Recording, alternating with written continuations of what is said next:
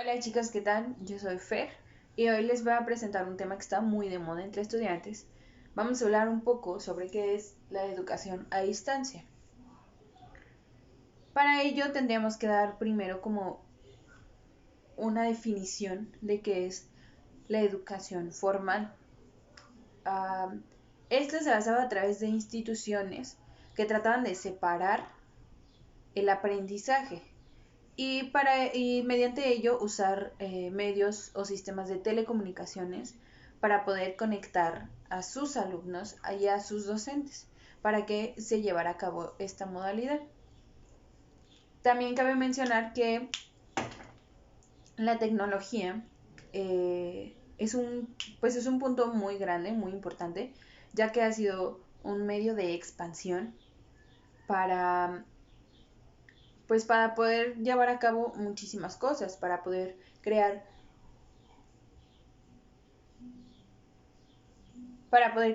también muchísimos ámbitos. Pero para ello se necesitaba pues obviamente de personas muy profesionales y críticas para poder llevar a cabo este tipo de tecnología. Vamos a hablar un poquito de la historia de cómo se generó esta educación. Vamos a 1941, donde se crea podríamos decirle que la escuela de radio de difusión de primaria para mayores de edad o para adultos. ¿Por qué? Esto se hizo con el fin de que todos querían o se quería alfabetizar a esas zonas rurales donde únicamente llegaban pues muy poca información y su único medio de comunicación que tenían era la radio. Entonces, fue el motivo por el cual se empezó a crear. A partir de ello, podemos hablar que el 30 de diciembre de 1994 se creó un Instituto Federal de la Capacitación del Magisterio. ¿De qué se trataba esta institución?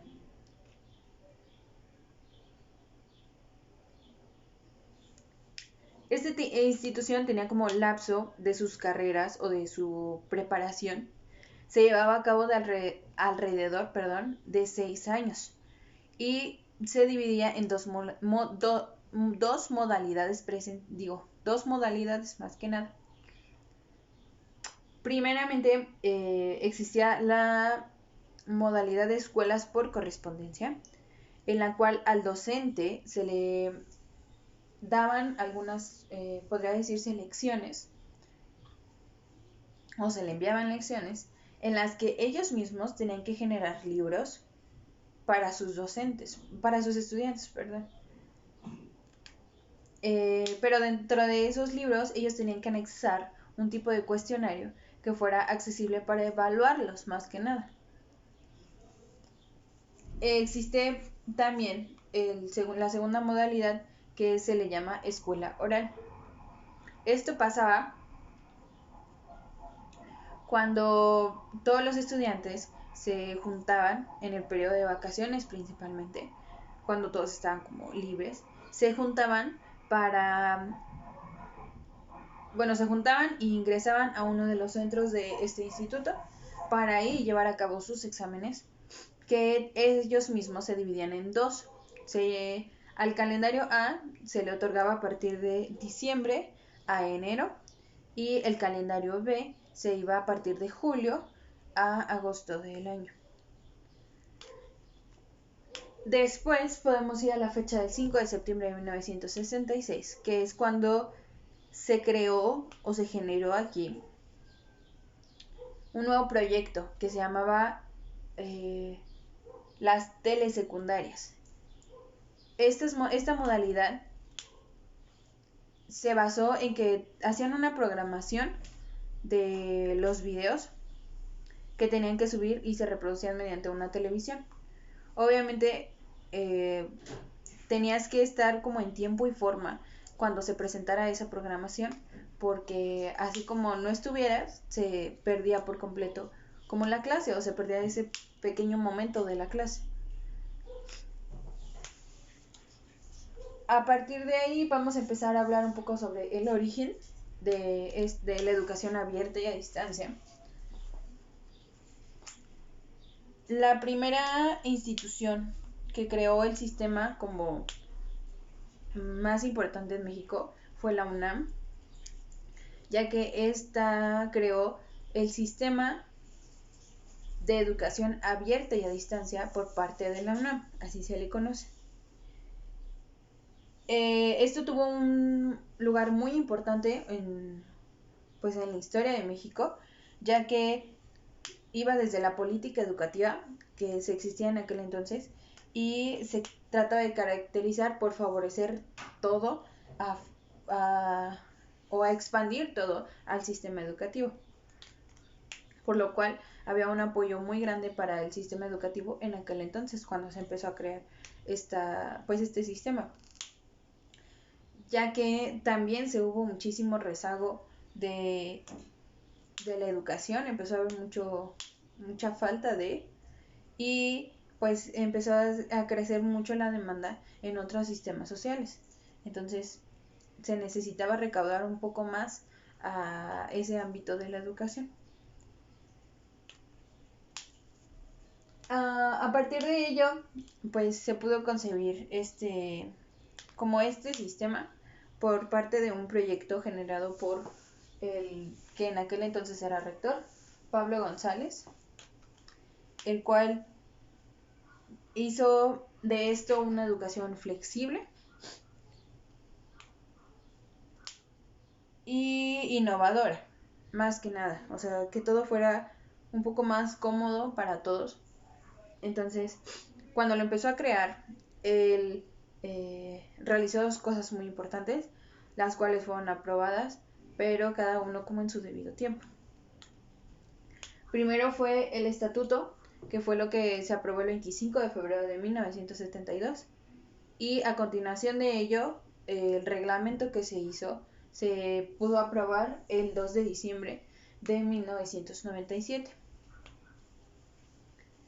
Y a partir de estos dos cambios que se hicieron, se volvió a hacer un cambio de ambos el 27 de marzo del 2009. Y creo que a partir de ello no ha cambiado en nada, no se ha podido cambiar o no se ha hecho ningún cambio, más que nada. La UNAM pasó de ser una educación como normal o una educación básica, se podría decir, a ser una educación formal a distancia en el año de 1997, casi en el mismo año que se que se aprobó más que nada el reglamento. Y actualmente esta universidad o esta escuela cuenta con alrededor de 13.354 alumnos, los cuales los divide pues de la siguiente manera. Tienen nada más un programa a nivel técnico, cuentan con 17 licenciaturas y me parece que 3 especialidades nada más, en las cuales un alumno de esa escuela puede elegir. Dentro de los objetivos de la institución dentro de los objetivos de la UNAM, de educación a distancia de la UNAM, le buscaban mucho impartir, o nada más impartir en aquel entonces, las carreras de contaduría, administración e informática, ya que eran como medios alternativos para la transmisión y la evaluación. Entonces eran las únicas que se llevaban a cabo, me parece ser que en ese año. Además de que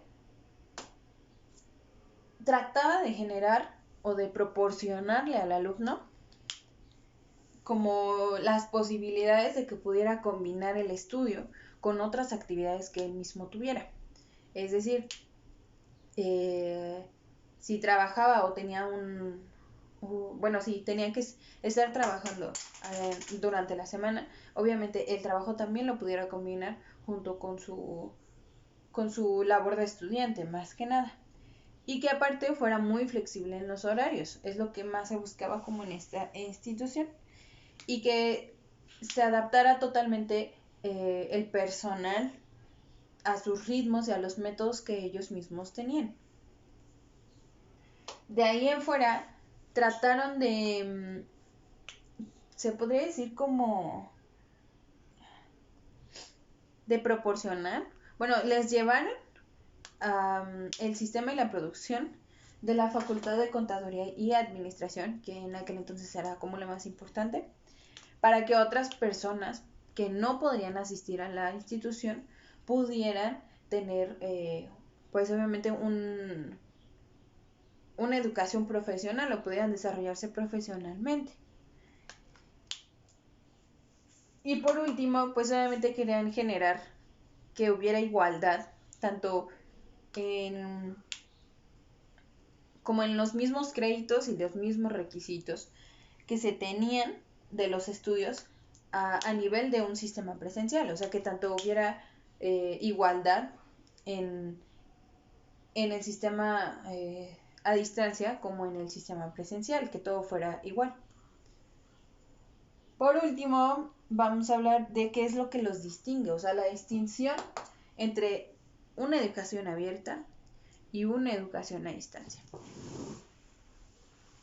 En la educación abierta, principalmente, se hablaba de la modalidad. ¿Por qué? Se buscaba que la modalidad tuviera una formación con recursos educativos muy buenos que pudieran apoyar todo este tema de la enseñanza-aprendizaje. Es decir, mediante libros de texto, mediante los softwares que se desarrollaban, mediante licencias que se hacían, podían generar un poco más o aportar un poco más a lo que era la enseñanza-aprendizaje. También, obviamente, se necesita mucho en la educación abierta que se presente al lugar que se le determina. Se le da tanto un día como un tiempo en el que tiene que estar presente. Y los exámenes también se tienen que hacer presenciales. O sea, todo el día y la fecha que te dieran, tú tenías que presentarte o tienes que presentarte en esa modalidad. Pero algo que lo distinguía mucho y que es un requisito muy particular es que era había mucha ausencia de los requisitos que se pedían para poder ingresar a este tipo de modalidad, ¿no? La abierta. En cuestión de la de distancia, pues obviamente aquí no se necesita asistir, no necesitas estar físicamente en el lugar para poder realizar los estudios o poder seguir, ¿no? Ni los exámenes, o sea, los exámenes tú los podías hacer pues en línea. Eso sí, ¿no? O sea, era muy personalizada porque te mandaban toda tu información o tu planeación que tenías que hacer de esta modalidad por medio del correo. Eso es algo más personal. Combinaba, pues, de cierta forma ambas modalidades, pero esto, bueno, la educación a distancia buscaba más que nada como hacer que el estudiante fuera responsable, fuera obviamente crítico, tuviera mucho análisis de todo lo que se estaba haciendo, organización y aparte que se le da la libertad para que él pueda estudiar a su modo y a su forma. Podemos mencionar algunas similitudes entre ambas, porque aunque sí son diferentes, tienen algo en común. Que ambas buscan mucho la flexibilidad. O sea, tratan de que el plan de estudio sea muy flexible para los alumnos, de que el ritmo que ellos vayan haciendo o vayan generando se organicen de acuerdo a lo que ellos quieren. Y pues obviamente que siempre va a haber un muy gran apoyo por parte de los docentes. Eso pues obviamente siempre tiene que existir para poder ayudar y conformar toda una institución bien. Por último, vamos a hablar un poco sobre los alcances y los límites de estas dos educaciones. Podríamos hablar un poco de los alcances, es decir, que, como lo mencioné, no obliga a los estudiantes a estar como físicamente presentes siempre. o en el mismo lugar que el asesor. Ya lo comentamos, puede ser mediante pues el correo o una fecha y un día. O sea, eso nada más era como por estar 2 horas ahí presenciales. No necesitabas estar como total o igual que una escolarizada. Obviamente que rompía mucho. ¿Qué se refiere con estilos de vida? Esto se refiere a que rompía mucho el estereotipo de que tenía que haber una edad, un tiempo, un lugar y un trabajo para poder desarrollarse. Eso se quitó absolutamente. O sea, podía ingresar cualquier persona que quisiera estudiar, más que nada. Podía ser también,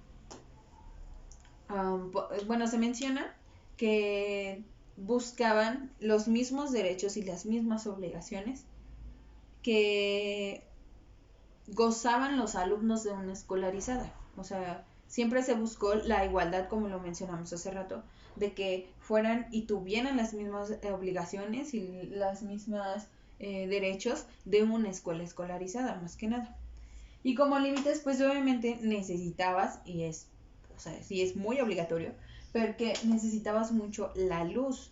O sea, necesitabas tener luz e internet para poder estar o generar esta educación, porque era, como les comenté, a partir de, pues, sistemas de telecomunicaciones. Mm, que en cuestión de las dudas, o sea, si tenías una duda en el momento, no puedes como, no te la pueden aclarar en el momento. Necesitas mandar un correo al profesor o al asesor y te lo tiene que él responder, pero obviamente en otro tiempo, no en el momento, instante en el que la tuviste, más que nada. Y pues obviamente que se tuvieran fallas dentro de, pues, de la plataforma en la que uno está estudiando, ¿no? Más que nada. Después de todo como introducción a lo que es la educación a distancia, vamos a hacer una pequeña, o les voy a platicar una pequeña crítica. Eh, bueno, se le denomina una crítica de lo que significa ahorita o hoy en día la educación a distancia a través de la pandemia del COVID-19, ¿no? Aquí vamos a citar 3 autores eh, que son importantes para poder determinar o dar una buena crítica o, sí, poder proporcionar información, o sea, basarte sobre información y dar nuestro punto de vista. Vamos a empezar con Luis de la Peña. Miren, actualmente con este tema que todos tenemos en común, que es el COVID-19, ha sido como un, un alto, un stop para aquellos que teníamos una educación presencial, más que nada. ¿Cómo nos ha afectado a aquellos que estamos buscando una preparación profesional? Hay personas tanto que están haciendo home office como nosotros que estamos estudiando desde casa, pero ¿qué es lo que nos ha hecho o en qué es lo que nos han afectado? Luis de la Peña mencionaba mucho un México subdesarrollado, ¿no? Mencionaba que somos un México que tiene obviamente muchos criterios buenos, mucha cultura buena, muchas cosas buenas que hacen que podamos desarrollarnos día a día. Pero, por ejemplo, lo que podemos hablar ahorita, y es un poco de la cuestión económica, es que, y de hecho fue un comentario que escuché de, no me acuerdo de qué lugar, creo que era de Francia, pero hacía mucho énfasis en que en ese lugar, en Francia, todo el mundo se está protegiendo de no contactarse, no verse, no... O sea, los medios de salud están siendo muy buenos, pero obviamente ellos hacen todo eso porque el mismo gobierno los está apoyando, los va a apoyar económicamente, entonces no tienen nada que preocuparse. Pero un México en el que tenemos que reservarnos, pero a la vez estamos perdiendo economía porque no estamos generando ningún ingreso. Y luego que el gobierno no nos esté apoyando, pues solamente es como una bomba de qué estamos haciendo, o sea, qué necesitamos hacer para poder tanto seguir las medidas de salubridad, pero como seguir teniendo un ingreso, porque hay familias que aunque ha sido, o sea, necesitan estar como encerrados, pero ¿de dónde generan dinero para que el día de mañana puedan estar comiendo su familia? Entonces es un punto sí muy fuerte y aunque digamos que México es muy, o sea, es subdesarrollado, claro que sí, no diríamos que no, pero necesitamos otras medidas o necesitamos ver cómo hacer que esto crezca. Otro de los autores es Giovanni Santori. Él menciona mucho de que la televisión es muy dañina para los niños, o sea, que la tecnología es dañina. Podría decirse que de cierta forma sí, pero en cómo se usa. Nosotros aquí, como les platiqué, la tecnología ha sido un punto muy bueno, porque a partir de ello hemos seguido generando nuestros estudios de buena o mala forma, como cada quien se está como adecuando, pero los hemos generado y a muchos nos ha beneficiado en eso, porque hemos seguido adelante con lo que, con los proyectos que se tienen. Pero si obviamente a un niño de primaria lo dejas ahí todo el día en la televisión y no le, o sea, no le das alguna educación dentro de la televisión o algún programa educativo, ¿qué le vas a generar? O sea, obviamente ahí sí, Giovanni Santori hace mucho enfoque en que es dañino por esa cuestión. Y crean o no, de cierta forma, sí. Si un niño está pegado a la televisión nada más viendo caricaturas y caricaturas o no sé, o violencia o ¿qué le vas a generar? Lo mismo que ve, violencia. Y por último, vamos a hablar de Pierre Bourdieu. Este autor habla mucho de cómo es, podría decirse de cómo las personas que no batallan para sobrevivir, porque puede haber un padre que es extremadamente rico y si su hijo fracasa en el estudio, no pasa nada, le da dinero y puede abrir una empresa y él solito va a hacer su vida. Entonces, eso es lo que está pasando actualmente. Uno o las personas que estamos preparándonos profesionalmente, estamos tratando de que sigamos generando algo bueno para en un futuro tener un gran futuro. Pero esas personas que desde el punto de vista que no necesitan los estudios y tienen a la mano todo, ¿qué se hace? ¿No? O sea, es mucho de pensar, y aunque ya no tenemos tiempo, pero pónganse a pensar tantito y pregúntense, ¿qué tanto ha generado o qué han generado ustedes, qué buena educación han generado ustedes a partir de esta pandemia que nos ha tenido pues un poco encerrados o clausurados?